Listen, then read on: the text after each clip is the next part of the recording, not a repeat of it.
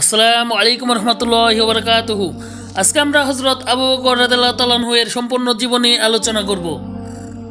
আবু বকর সিদ্দিক আরবি নাম, জন্ম 27 অক্টোবর 573 খ্রিস্টাব্দ, মৃত্যু 23 আগস্ট 634 খ্রিস্টাব্দ। ছিলেন একজন আরব রাজনৈতিক ও ধর্মীয় নেতা যিনি রাশিদুন খিলাফত প্রতিষ্ঠা করেন এবং 632 সাল থেকে 634 সাল তার মৃত্যুর আগ পর্যন্ত ইসলামের প্রথম খলিফা হিসেবে শাসন করেন। তিনি ছিলেন ইসলামের নবী হযরত মুহাম্মদ সাল্লাল্লাহু আলাইহি সাল্লামের সবচেয়ে বিশিষ্ট সঙ্গী ও শ্বশুর। এছাড়াও আবু বকর রাদিয়াল্লাহু তাআলা আনহু সুন্নি ইসলামের অন্যতম একজন গুরুত্বপূর্ণ ব্যক্তি।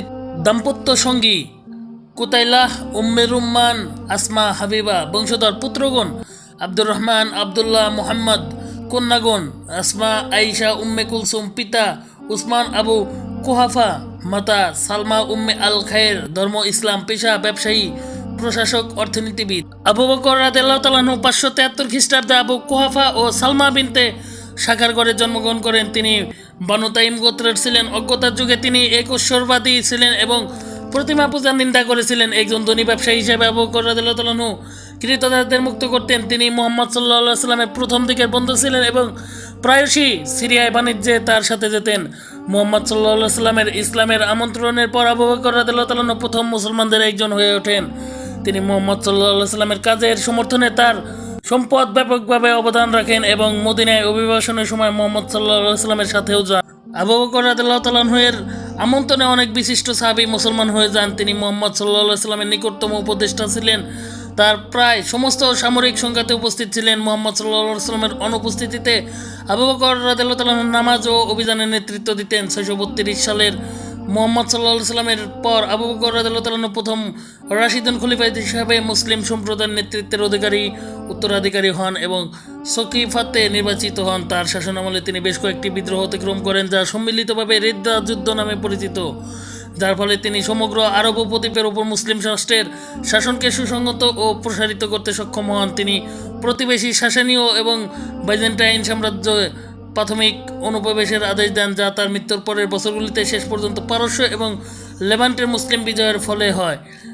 আবু বকর রাদিয়াল্লাহু তাআলা আনহু এর শাসনামলে কোরআন সংকলনেও তার একটি অপরিহার্য ভূমিকা ছিল। কোরআনের প্রথম সমাপ্ত হস্তলিখিত আকারে কোডেক্স আবু বকরের কাছে রাখা হয়েছিল। কোরআনের সকল আধুনিক সংস্করণ আবু বকর রাদিয়াল্লাহু তাআলা আনহু এর কোডেক্সে থেকে উদ্ভূত। আবু বকর রাদিয়াল্লাহু তাআলা আনহু এর খিলাফত মাত্র 2 বছর স্থায়ী হয়। 636 সালে অসুস্থতার পর মৃত্যুর সাথে শেষ হয়। মৃত্যুসজ্জায় তিনি উসমান ইবনে আফফানের কাছে তার শেষ প্রমাণ নির্দেশ করেন, যেখানে তিনি ওমর ইবনে আল খাত্তাবকে তার উত্তরসূরি হিসেবে নিযুক্ত করেন। আবু বকরের গোসল আলী ইবনে আবি তালিব দ্বারা সঞ্চালিত হয় এবং ওমর দ্বারা অন্ত্যেষ্টিক্রিয়া রওনা করা হয়। আবু বকরকে মুহাম্মদ সাল্লাল্লাহু আলাইহি সাল্লামের সাথে মদিনার আল মসজিদ আন নবুওয়াতে সবুজ গম্বুজে সমাহিত করা হয়েছে। আবু বকর রাদিয়াল্লাহু তাআলা আনহু এর সমাধিস্থল ইসলামের দ্বিতীয় পবিত্রতম স্থান। যদিও তার খিলাফতের সময়কাল সংক্ষিপ্ত ছিল, এটি সময়ের দুটি সবচেয়ে শক্তিশালী সাম্রাজ্যের সফল আক্রমণ অন্তর্ভুক্ত ছিল, যা তার নিজস্ব ক্ষেত্রে একটি উল্লেখযোগ্য সাফল্য। তিনি একটি ঐতিহাসিক গতিপথ স্থাপন করেছিলেন যা কয়েক দশকের মধ্যে ইতিহাসের অন্যতম বৃহত্তম সাম্রাজ্যের দিকে পরিচালিত করবে। স্থানীয় বিদ্রোহী আরব বাহিনীর বিরুদ্ধে তার বিজয় ইসলামিক ইতিহাসে একটি উল্লেখযোগ্য অংশ। আবু বকর রাদিয়াল্লাহু তাআলা আনহু মুসলমানদের মধ্যে ব্যাপকভাবে সম্মানিত। বংশ এবং শিরোনাম: আবু বকরের পুরো নাম ছিল আব্দুল ইবনে আবি কুহাফা ইবনে আমির ইবনে আমর ইবনে কাব ইবনে সাদ ইবনে তাইম ইবনে মুররাহ ইবনে কাব ইবনে লুআই ইবনে গালিব ইবনে ফির। আবু বকরের জন্মনাম নিয়ে বিতর্ক রয়েছে। বেশিরভাগ সূত্র তার জন্মনাম আব্দুল্লাহ। আরবি ভাষায় আব্দ আল্লাহ নামের অর্থ আল্লাহর বান্দা, তবে অন্যান্য সূত্র আবু বকরের আসল নাম আব্দুল কাবা লিপিবদ্ধ করে, যার অর্থ কাবার বান্দা। জানা গেছে যে আব্দুল্লাহ আবু কুহাফা আবু বকরের জন্য ব্যবহৃত একটি শিরোনাম ছিল। আবু বকর তার শৈশবকাল অন্যান্য আরব শিশুদের মতো কাটিয়েছেন, বেদুইনদের মধ্যে যারা নিজেদেরকে আহলে বায়ের বলে অভিহিত করেছেন, উটের মানুষ এবং উটের প্রতি এক বিশেষ অনুরাগ গড়ে তুলেছিলেন। প্রথম বছরগুলোতে তিনি উটের বাছুর ও ছাগলের সাথে খেলেন এবং উটের প্রতি তার ভালোবাসা তাকে ডাকনাম আবু বকর উপাধি প্রদান করে, যার অর্থ উটের বাছুরের পিতা। ইসলাম গ্রহণের আগে আবু বকরের উপাধি ছিল আতিক, যার অর্থ একজনকে রক্ষাকারী।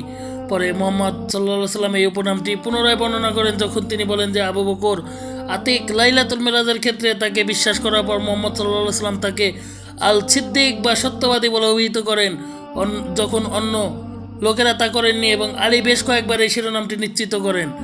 এছাড়াও আবু বকরকে কুরআনের হিজরতের ঘটনার প্রসঙ্গে গুহায় দুজনের মধ্যে দ্বিতীয় এবং সঙ্গী হিসেবে উল্লেখ করা হয়েছে, যেখানে মুহাম্মদ সাল্লাল্লাহু আলাইহি সাল্লামের সাথে তিনি মক্কা থেকে জাবাল থাওয়ারের গুহায় লুকিয়েছিলেন, যাতে তাদের পরে পাঠানো হয়েছিল। আবু বকরকে কখনো কখনো ইবনে আবি কুহাফাও বলা হতো, যার অর্থ আবু কুহাফার পুত্র। জন্মের তারিখ নিয়ে মতভেদ এবং শারীরিক বিবরণ।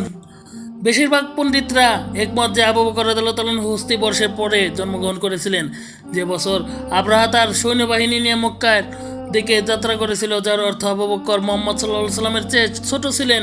সেই সাধারণ চুক্তির বাইরেও পণ্ডিতরা তার জন্মের সঠিক তারিখ সম্পর্কে দ্বিমত পোষণ করে থাকেন। কিছু পণ্ডিত মনে করেন যে তিনি হস্তি বর্ষের 3 বছর পরে জন্মগ্রহণ করেছিলেন, যেখানে অন্যান্যরা বিশ্বাস করেন যে তিনি হস্তি বর্ষের 2 বছর 6 মাস পরে জন্মগ্রহণ করেন, এবং এখনও অন্যরা বলে যে তিনি হস্তি বর্ষের 2 বছর এবং কয়েক মাস পরে জন্মগ্রহণ করেছিলেন।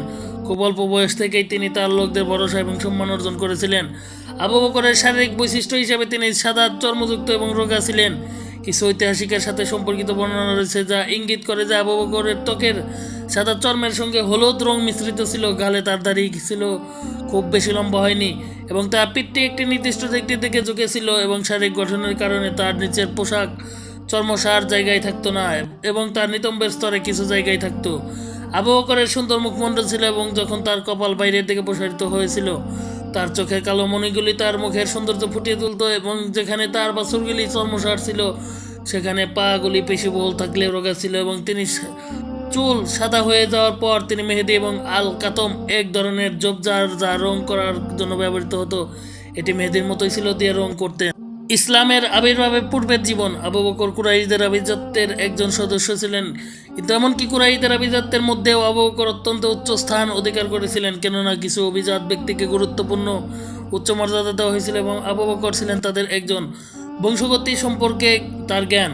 আবু বকর ছিলেন তার সময়ের প্রসিদ্ধ আরব বংশোদ্ভূত।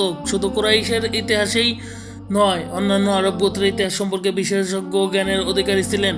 তিনি অনেক ছাত্রের শিক্ষক হয়েছিলেন, যারা পরবর্তীতে তাদের নিজস্বভাবে বিশিষ্ট বংশ তালিকাবিদ হয়ে ওঠেন। আরব উপজাতি এবং তাদের বংশ সম্পর্কে তার জ্ঞান ইসলামের আবির্ভাবের পরে বিভিন্ন সময়ে উপযোগী প্রমাণিত হয়েছে, যেমন মদিনায় হিজরত করার আগে যখন মুহাম্মদ সাল্লাল্লাহু আলাইহি সাল্লাম উপজাতির প্রধানদের কাছে সাহায্য ও সুরক্ষা চেয়েছিলেন। এমনকি ইসলামের আবির্ভাবের আগেও আবু বকরের একটি মহৎ চরিত্র এবং একজন বংশোদ্ভূত হিসেবে ভালোভাবে পরিবেশন করেছিল, যেহেতু তার সময়ের অন্যান্য বংশ তালিকাবিদরা তার পারিবারিক সম্পর্কে কিছু লজ্জাজনক দিকগুলি উল্লেখ করেছেন, কিন্তু আবু বকরের ক্ষেত্রে কোনো সুনির্দিষ্ট প্রমাণ দেখাতে পারেনি। এর থেকে বোঝা যায় তিনি এসব কাজ করা থেকে নিজেকে বিরত রেখেছিলেন। তিনি আরব উপজাতিদের পারিবারিক গাছের ভালো এবং লজ্জাজনক উভয় দিকই জানতেন, কিন্তু তিনি কেবলমাত্র পরবর্তীতে সম্পর্কে কথা বলতেন। পূর্ববর্তীদের বাদ দিয়ে ইসলামের আবির্ভাবের পর আবু বকর ইসলামের শিক্ষার বিষয়ে সবচেয়ে বেশি জ্ঞানী সাহাবী হয়ে ওঠেন, কিন্তু তারপরও তিনি বংশগতির জ্ঞানের জন্য স্বীকৃত ছিলেন।